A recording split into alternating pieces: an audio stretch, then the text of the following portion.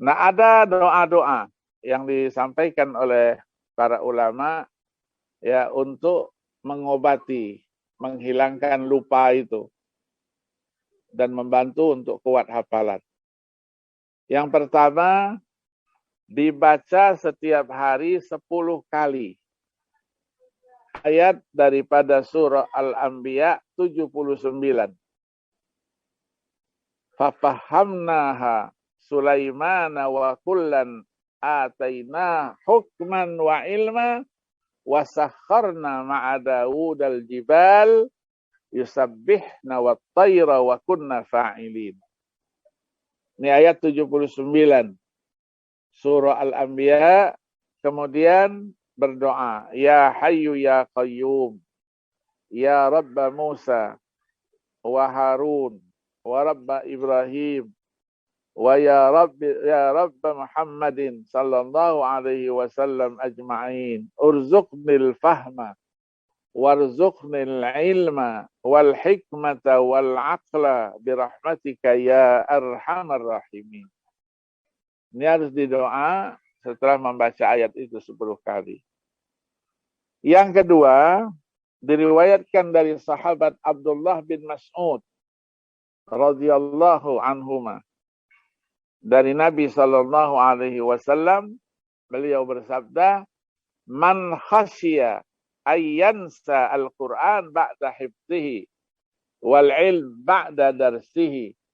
Siapa yang merasa takut Al-Qur'an itu lupa setelah dia hafal, kemudian paham ya ilmunya itu setelah dia pelajari, falyaqul, maka dia ucapkan Allahumma nawwir bil kitabi sam'i washrah bihi sadri wa qawwi biha jinani qalbi washrah biha fahmi wa qawwi biha azmi bihaulika wa quwwatika fa innahu la haula wa la quwwata illa billah ya illa bika ya arhamar rahimin.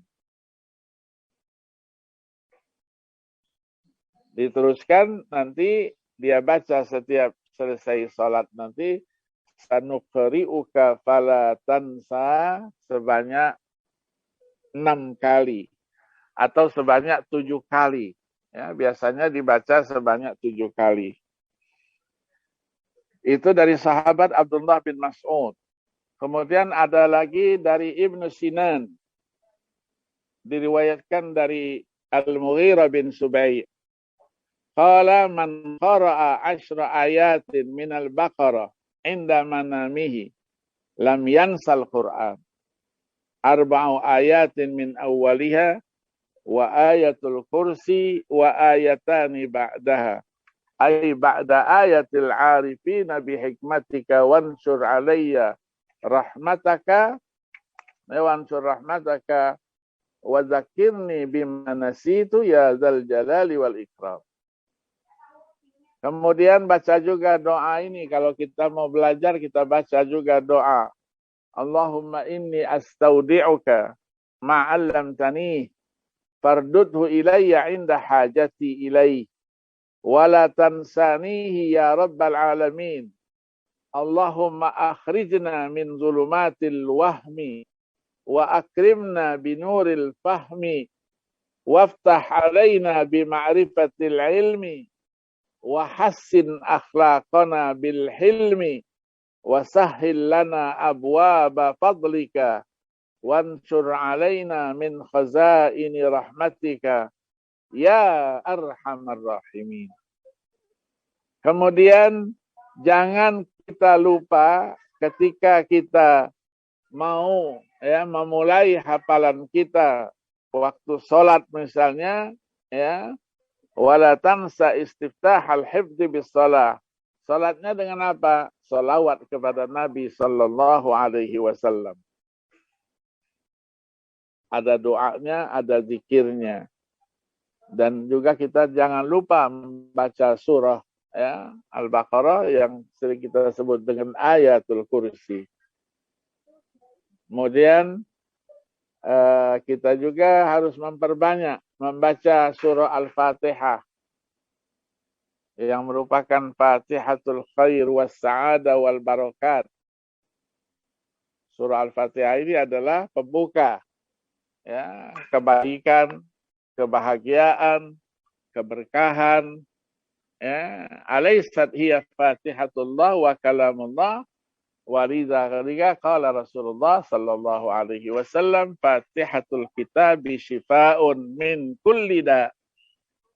Akhrajahu ad-Darimi wal Baihaqi fi Sya'b mursalan bi sanadin rijaluhu siqat an Abdul Malik bin Umair. Jadi kita baca Fatihah, Fatihah itu diniatkan apa saja, dia adalah penyembuh dari segala macam penyakit. Nah, untuk kita tidak lupa, hafalan kita mantap, kita juga dianjurkan mendoa dengan doa Allahumma ftah alaina futuhal arifin. Ya, futuh ini al-arifin. Kita harus membaca doa-doa seperti itu. Nah, Al-Quran itu sendiri, ya, Al-Quran itu sendiri, ya, kita baca. Nah, kemudian kita terus membaca doa, ya, yang tadi kita sebutkan, ya, kemudian kita terus, ya, membaca lagi karena Al-Quran itu, ya, turunnya 5 ayat pagi, 5 ayat sore. Sayyidina Ali karramallahu wajhah, ya, menjelaskan itu. Unzilal Quran khamsan illa surat al-an'am. Wa man hafidha khamsan lam yansahu. Hila, ya, suratul an'am itu diturunkan sekaligus dalam satu riwayat. Nah, yang bisa juga membantu hafalan kita itu seperti yang diwasiatkan oleh banyak orang-orang yang soleh. Kita membaca ayat 164 surah Al-Baqarah ketika akan tidur. Inna fi khalqis samawati wal ardi wa ikhtilafil laili wan nahar wal fulki allati tajri fil bahri bima yanfa'un nas, dan terusnya. Ketika akan tidur, ya, kita baca ayat ini, ya, kita baca ayat ini. Kemudian untuk membantu juga supaya hafalan kita kuat, ya, kita menyesuaikan dengan kemampuan kita. Ada yang mempunyai kemampuan untuk menyimpan hafalan ketika sebelum tidur. Ada yang setelah bangun tidur. Silakan masing-masing. Kalau dia bisa menguatkan hafalan sebelum dia tidur, dia lakukan itu. Setelah dia tidur, bisa dia lakukan itu. Jadi kita sebelum tidur, kita ulangi hafalan kita. Sesudah tidur, kita ulangi lagi. Ulang itu, takrir-takrir itu akan memperkuat hafalan kita. Dalam bahasa keseharian mungkin untuk menghafal Al-Quran, itu harus kita betul-betul akrab dengan Al-Quran. Al-Quran itu harus menjadi darah daging kita. Gila Al-Quran lebih bagus daripada gila yang lain. Ya, gila dengan main game-game itu. Lebih bagus kita gila Al-Quran. Dikatakan orang gila, enggak apa-apa. Saya di Mekah dulu, di Madinah dulu, dikatain anak-anak itu gila. Karena di mana-mana kita duduk, di mobil kita mau berangkat ke mana? Ke Masjidil Haram. Di mobil kita akan pulang ke kampus. Tahun kedua, pertama, kedua. Ketika saya sekolah di Universitas Islam Madinah, enggak apa-apa. Kita dikata orang gila Al-Quran lebih baik daripada gila yang lain. Nah, kunci untuk menguatkan hafalan, jangan lupa juga, jangan kita bermaksiat. Jangan melanggar ketentuan Allah.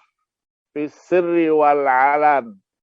Baik sendirian maupun secara terang-terangan. Yang kecil maupun dosanya yang besar. Kita biasa ketika kita sekolah dulu disebutkan Imam Asy-Syafi'i rahimahullah, ya, yang hafalannya begitu kuat. Apa yang dibaca dia hafal, apa yang didengar dia hafal. Dia masih tawadhu'an.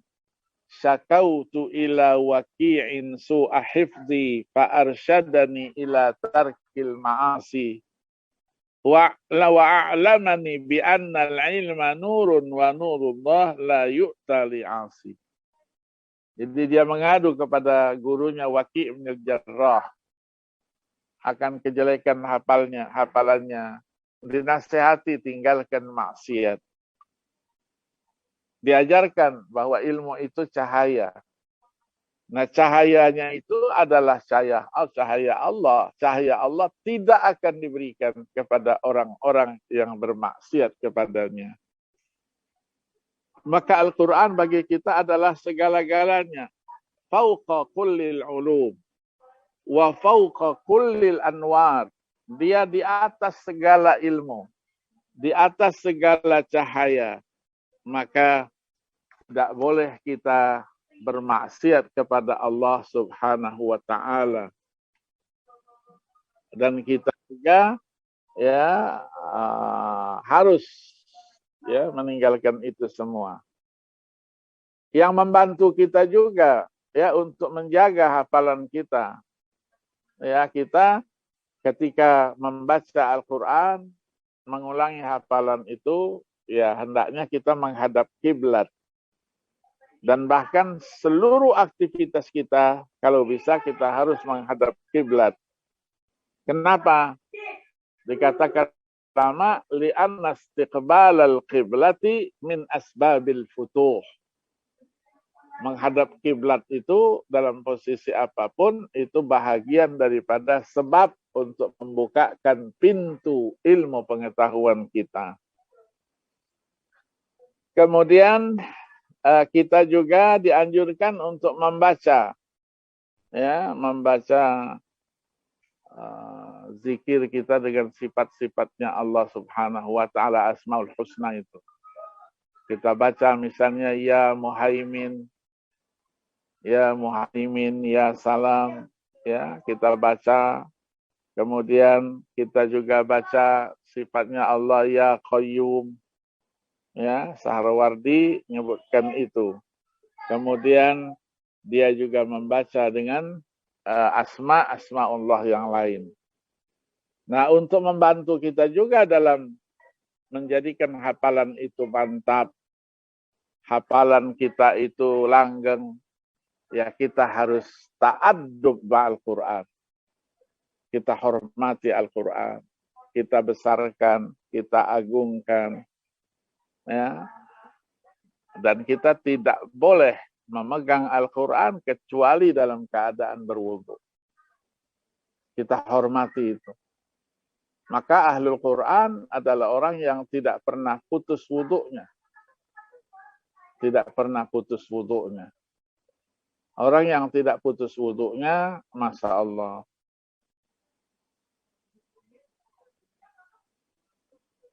Mukanya akan mengeluarkan cahaya. Kemudian apapun yang dia lakukannya akan mendapatkan berkah dan ridha dari Allah Subhanahu wa taala. Sampai dengan kita mau ngajar, tidak boleh kita tinggalkan wudhu kita. Kita jaga. Bila perlu kita berwudhu lagi dan seterusnya. Apalagi Al-Quran. Bicara Al-Quran adalah segala-galanya. Mendengarkan bacaan Al-Quran, kita harus diam. Kita tadabburi, kita pikirkan. Karena ilmu tadabbur itu sudah menjadi ilmu yang mandiri. Sekian banyak tulisan yang berkaitan